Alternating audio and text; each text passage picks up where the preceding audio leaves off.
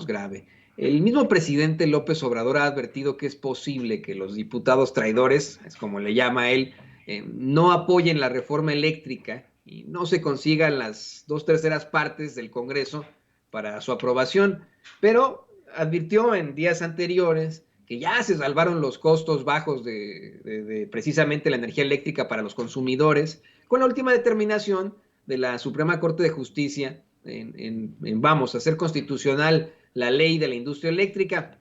Además, que ya está la tiene redactada y firmada una reforma, una iniciativa de reforma que necesita de mayoría simple para proteger al litio como mineral de la nación. Querido Jorge Armando, ¿podríamos decir que la reforma eléctrica entonces seguirá vigente sí o sí?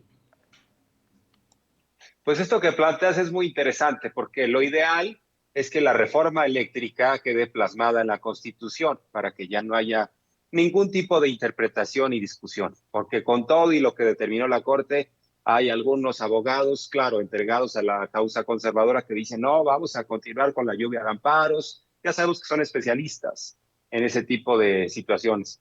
Pero el presidente López Obrador lo que está buscando es un resultado, ¿no? Y dice, independientemente, y por eso ve los escenarios, escenario A, pasa la reforma, si no pasa, pues tenemos un plan B, que de alguna manera tiene que ver con esto, ¿no? De que la ley de la industria minera, pues quede el litio a salvo. ¿Por cuánto tiempo? Pues eso sería en tanto eh, llegar a quizá algún otro congreso a modificar por la vía simple esa legislación. Por eso lo ideal es el cambio constitucional, pero es mucho más complejo de llegar a ese escenario. Pero el presidente va a buscar el resultado. Dice, si no puedo por acá, me voy por allá. Hay que reconocer que si hay alguien persistente en la política, es el presidente Andrés Manuel López Obrador. Algunos no lo saben leer, algunos no lo entienden o lo descalifican, aseguran que es necio. Yo diría que es consistente en los objetivos.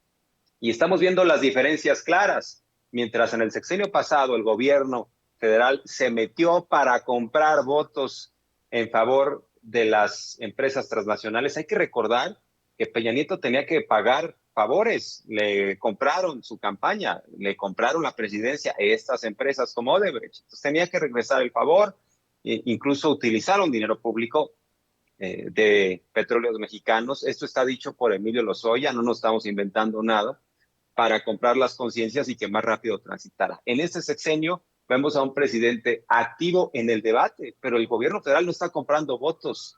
No es sí o sí. Incluso hay una actitud de reto que lanza el presidente, de desafío. Se coloca en el límite y les dice a sus adversarios, pues ahora sí que definan y que la gente sepa, y por eso le interesa mucho la difusión. Dice, en todo caso, si van a votar en contra, que la gente lo sepa y exhibe lo del cabildero en la mañanera. Vean sus actitudes, porque las actitudes de quienes compraron y vendieron, porque fue un mercado, fue una transacción la que se hizo, ¿no? Los priistas compraron y los panistas vendieron sus votos el sexenio pasado. Bueno, quienes hicieron esas transacciones, pues no han cambiado. Su lógica sigue siendo la misma. A lo mejor ingenuos algunos de nosotros que pensamos que ya podía ser diferente solo por el hecho de que el presidente López Obrador dijera ya no va a haber moches, dádivas, pero ellos ahora lo que están encontrando son patrocinadores privados, mientras el gobierno está ausente en ese tipo de negociaciones oscuras, fraudulentas, pues ahora pareciera, cuando menos eso es lo que observamos, que hacía ahí un cabildero en una sesión. No se supone que van a votar en contra estos legisladores. ¿Qué necesidad tenía el cabildero de estar incluso sentado como diputado? ¿Cerciorándose de qué? Hay un acuerdo, hay un pacto, le pusieron precio a sus votos como le pusieron precio en el sexenio anterior. O sea, no somos ingenuos. Hay algo interesante en medio de este debate que, pues, revisé el artículo 123 del Código Penal Federal y yo no soy Ministerio Público ni juez, pero hay que leerlo. Dice, se impondrá prisión de 5 a 40 años al que cometa traición a la patria. Inciso 1, y con ese tenemos, realice actos a la persona que realice actos contra la independencia, soberanía o integridad de la nación mexicana con la finalidad de someterla a persona, grupo o gobierno extranjero.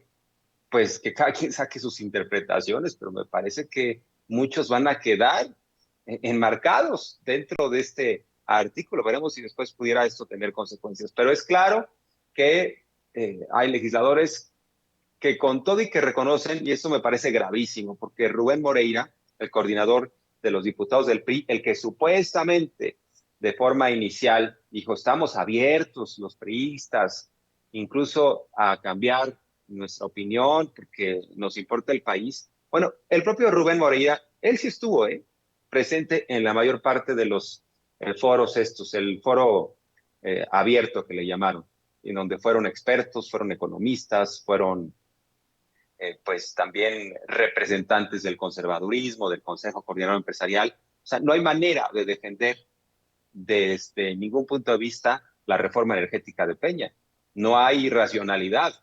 Le hicieron un negocio a modo a ciertas empresas que se les garantiza la compra de lo que generan, que además se les pone en el primer lugar de la fila y se les dieron créditos para hacer su negocio. El Estado mexicano al final del día está subsidiando a estas grandes empresas, incluso los economistas lo saben, el hecho de que la CFE tenga hidroeléctricas paradas, eso genera un costo, no solo económico, sino social. Generaciones estuvimos, o las que nos antecedieron, invirtieron a través de sus contribuciones para tener estas hidroeléctricas, que en el mediano y largo plazo pues son las más baratas y además pues no contamina.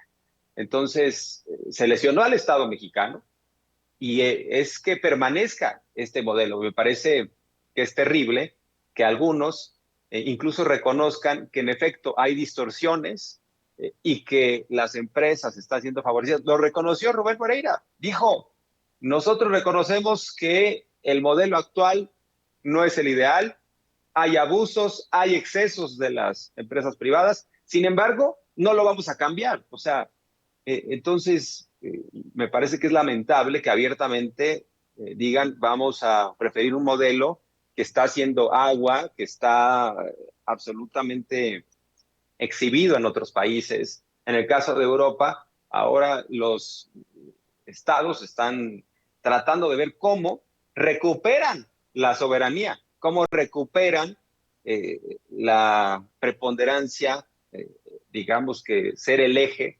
de estos mercados y en particular del energético, porque no es poca cosa. De ese mercado depende el funcionamiento de la economía entera y por eso en la iniciativa se incluye la electricidad como un derecho humano. Pero bueno, no sé si me desvié de la pregunta inicial, estimado Toño, pero al final del día creo que los legisladores tendrán que responderle a la gente y lo importante es que se tenga acceso a la información. Yo creo que en buena medida estos canales sirven para que la gente sepa exactamente de qué se trata, porque me parece lamentable que a manera de spots, de estrategias, ya sabemos al estilo de Alarraqui de decir mentiras, ahora observamos lo que dicen los panistas y es el mismo cuento, ¿eh? Energías limpias, vamos nosotros por un país, incluso dicen de bajo costo en el acceso a la electricidad y lo que estamos viendo es que es de altísimo costo en países como España, como Italia, lo que pasó en Texas con un terrible apagón. Bueno, en Puerto Rico ha habido también manifestaciones porque el precio de la luz se les fue por las nubes. Ahí hay una operación de una empresa privada. Pero bueno, era parte de lo que quería comentar. Y estimado Toño, no sé si me desvío de la pregunta original. Te No, ofrezco una no, pero disculpa si fue así y si no, ahora la retomo más adelante. estuvo bien que plantearas esta parte incluso de lo que se consigna en la Constitución y la traición a la patria. Mira, querido Jorge Armando, a mí me parece que eso hasta cierto punto, con todo respeto para ti, ¿no? Pero es risible con una administración que ha sido muy respetuosa de los derechos fundamentales de las personas, que se niega en estos momentos a aplicarle, por ejemplo, el artículo 33 a Paolo Salerno. Pero ya hablaremos de eso. Creo que queda muy bien como lo planteas al decir que, pues para evitar esa lluvia de amparos, sería ideal que la reforma eléctrica quede plasmada en la Constitución y por eso